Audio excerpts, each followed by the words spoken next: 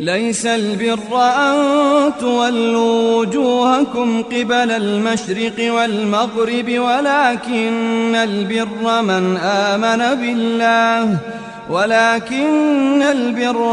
آمن بالله واليوم الآخر والملائكة والكتاب والنبيين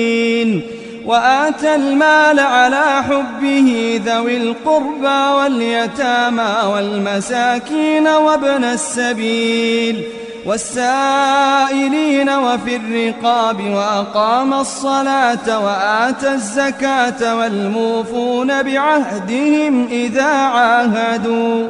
والصابرين في البأساء والضراء وحين البأس أولئك الذين صدقوا وأولئك هم المتقون.